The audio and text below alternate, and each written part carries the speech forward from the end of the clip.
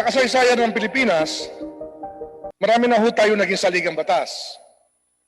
Bibilangin natin ang Malolos Constitution, ang 1935 Constitution, ang 1973 Constitution, at 1987 Constitution. Tama ho yun, no? Iyon po yung mga saligang batas sa pinagdaanan ng ating bansa sa ating kasaysayan bilang isang bansa. Tama ho kayo, ang naabutan ko lang po ay 1987 Constitution. Yung iba pong mga konstitusyon, hindi pa ako pinanganak. Yung tatlong saligang batas na nagkaroon tayo, sa Malolos, meron silang parang CONCOM, di ba? Nagkaroon ba sila ng Constitutional Convention? Paano sinulat ang Malolos Constitution? Parang ganun yun, no? Narinig ko rin ho yun. At, pero hindi ako makakapagsabi na yan ay based on facts. Pero no, in fact, in the 1935s, 1973, they provide also for a modes wherein Congress can propose amendments to the Constitution as well as call for constitutional convention. Mas kilala natin ang 1935 Constitution at 1973 Constitution at 87. At sa tatlong yan, sa 1935 Constitution, nagkaroon tayo ng Constitutional Convention. Lahat ng delegado ay elected para lang gumawa ng saligang batas. Sa 1973, ganoon din, nagkaroon tayo ng 1970 Constitutional Convention, pero nagkaroon ng martial law at natapos ito 1973 nung may lawmaking power ng presidente. At noong 1987, revolutionary government, isang constitutional commission ang nag-usap-usap upang gumawa ng isang saligang batas. Mga delegado na nominado ng Pangulo ng Republika ng Pilipinas na si Corazon Aquino. Tama ho yan, no? Tama po yun. Ngayon, ang ginagawa natin ngayon ay kakaiba sapagkat ito yata ang unang pagkakataon. Bukod, ang parity amendment ba ho ay ginawang amendment sa Constitution na ginawa ng Kongreso o ito po ay ginawa rin ng CONCOM? Yung alin po? Yung... Ilang pagkakataon na ba nagkaroon ng pagbabago ang saligang batas na ang gumawa po ay Kongreso? Yung 1987 Constitution po ay gawa ng Constitutional Commission, 1986 Constitutional Commission. Opo. So yun lang ho yung aking sigurado. Hindi ko po napag-aralan yung paggawa ng 1973 at 1935. Lalong-lalo na po yung, kasi yung evolution ng ating Philippine Constitution starts with the 1899 Malolos Constitution. Then nagkaroon ng Philippine Organic Act of 1902. And then sumunod po yun ng 1935 Constitution. And then nandun yung Jones Law of 1916. 1916. And then 1973 Constitution. And then we have the 1986 Freedom Constitution. And we have at present the 1987 Constitution, which was adopted by the Filipino people on February 2 of 1987. So 34 years old na po ang ating konstitusyon. Ngayon, kung sa pag-uusapan ang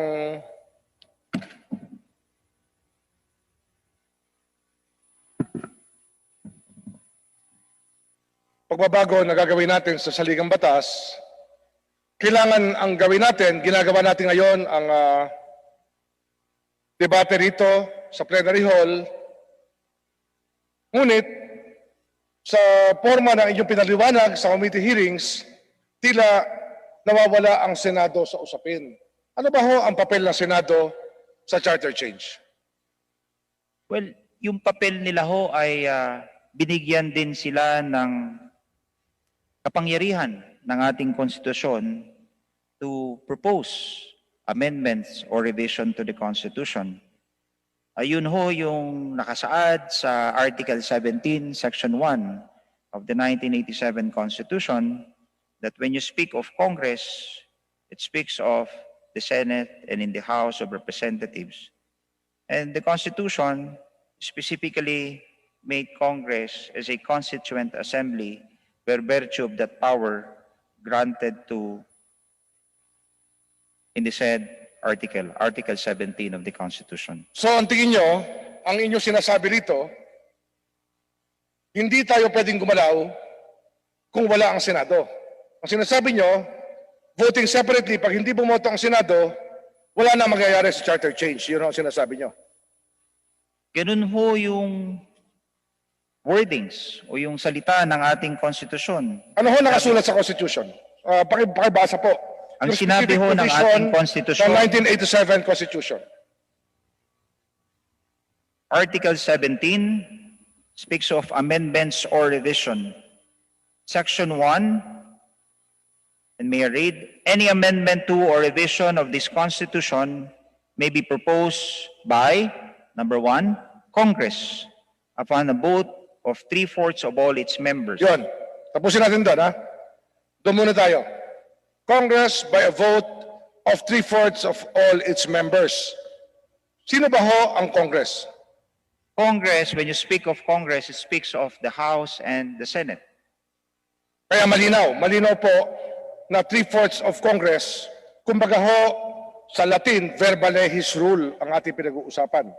Malinaw na malinaw ang sinasabi 3/4 of Congress ang boboto para mag-propose ng amendment sa Constitution. Tama ho yun. Klarado ho kasi na ang ating saligang batas, ang sinasabi o ay ang Kongreso. And you Yun. speak of, Hindi malinaw po yun, no? Ang Kongreso, hindi niya sinabi na 3/4 of both houses voting separately. Wala hong sinabing ganon ang ating saligang batas. marami hong interpretasyon. Hindi ho interpretasyon ang tinatanong ko. Kasi ang batas natin, alam naman natin, as lawyers, when the law is clear, there is no room for interpretation. Tama ho yun o mali? Well, para sa akin ho, sinasabi nga ho natin that ang Kongreso, pag sinabi nating Kongreso, base sa nakasaad sa Article 17, Section 1 ng ating saligang batas, it speaks of the House and in the Senate. So, and it says also that by a vote of 3/4 of all its members, meaning yung membro ng Senado at ng Kongreso. Yun po ang inyong interpretasyon, ngunit hindi po yun ang sinasabi ng saligang batas. Ang sinasabi ng saligang batas, Congress by a vote of 3/4 of all its members may propose amendments to the Constitution. Tama ho. Yung exact wording ng Constitution, yung binasa nyo kanina. Di ba? Congress. By a vote of Congress, 3/4. comma, upon a vote of 3/4 of all its Yun. members. Maliwanag, no? Congress by a vote of 3/4 of all its members. Hindi, kagaya ng 1973 Constitution, ano sabi ng 1935 Constitution? Naalala niyo ba yung sinabi ng 1935 Constitution? Well, when you speak of members under Article 6, these are not individual senator or individual representative. It is the Senate and the House. Hindi, kasi That it ito, means 3/4 of the Senate and para sa akin, 3/4 of the House. And yun din ho yung sinasaad ng ating resolution of both houses of Congress. But I fully respect your opinion and your interpretation. it's not an opinion, it's a statement of the words of the Constitution. Hindi pa ako nag-interpret. Ako, ang sinasabi ko lang, these are the words of the Constitution. Why are we interpreting it when it's very clear na yun po ang sinabi? Hindi po ako nag-interpret, wala pa akong interpretation. Ang sinasabi ko lang ho, yung exact wording ng ating saligang batas. Di ba ho? Congress by a vote of 3/4 of all its members. Ano ang sinabi sa 1935 Constitution? Sa pagdating po sa amendment ng Constitution. Klarado, ang sinasabi ang Kongreso. When you speak of Congress, we have to interpret it in such a way that we have a bicameral Congress. Hindi natin pinag-uusapan yun. House and the Senate. Pinag-uusapan lang po natin dito, exact words of the Constitution. I'm not asking for any interpretation. I'm just asking you if you agree with my premise that this is how the Constitution was written. Uulitin ko po, pag binasa po natin at malinaw na ang sinasabi sa Article 17, Section 1, the Congress, upon the vote of 3/4 of all its members.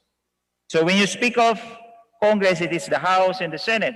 And we speak of also of members under Article 6. These are not individual senator or individual representative. It is the Senate and the House. So that means, para sa akin, and alinsunod na rin sa RBH 2, it means 3/4 of the Senate and 3/4 of the House of Representatives. Kasi ho, yung ating sinasabing ganyan,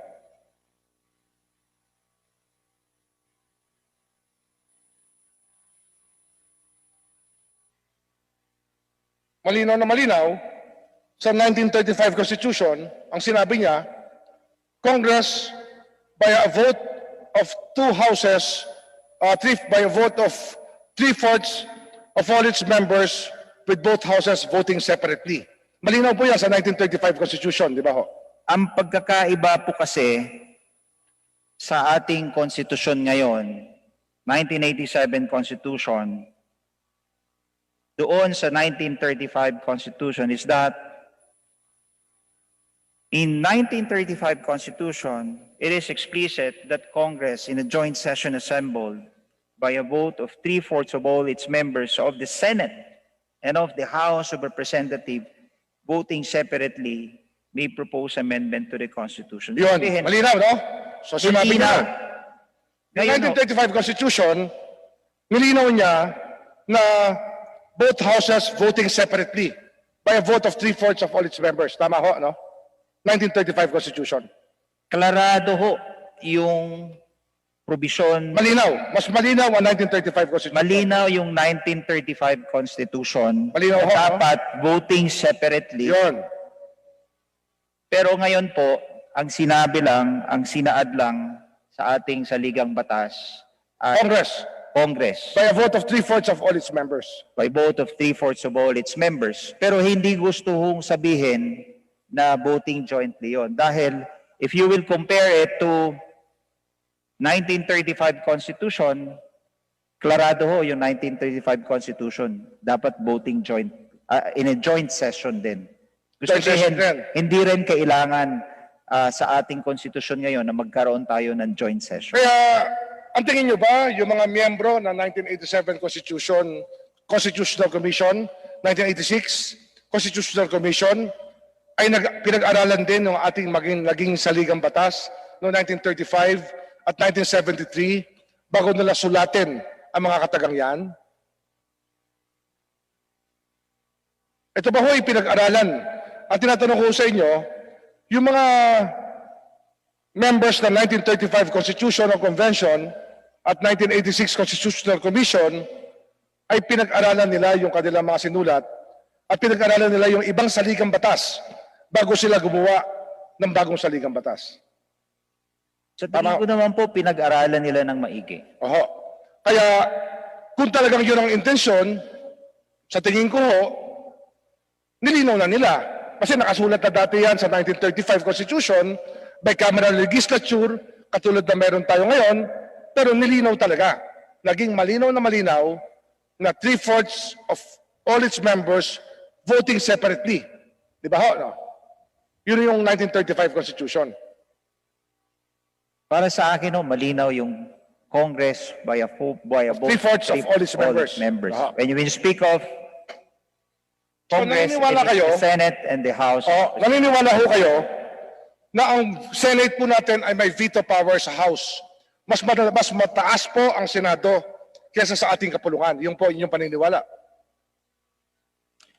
Sa tingin ko naman po ay hindi naman ganon yung intensyon. Except that ang pag-aaproba ng anumang panukala sa ating saligang batas ay hindi nakasalalay sa ating mga mambabatas.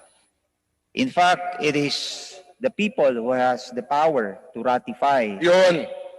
Yun ang gusto ko marinig. Kasi ang trabaho ng Kongreso ay mag-propose ng amendments at ang boboto nito, ang magdidesisyon ay taong bayan. Well, tama po kayo. That is based on their power of ratification and based on the principle that sovereignty resides in the people and all government authorities Yun. emanate from them. all government authority emanates from the people, sovereignty resides in the people. Yun po ang prinsipyo natin sa ating saligang batas. I fully agree with you, Senior Deputy Majority Leader. Alright.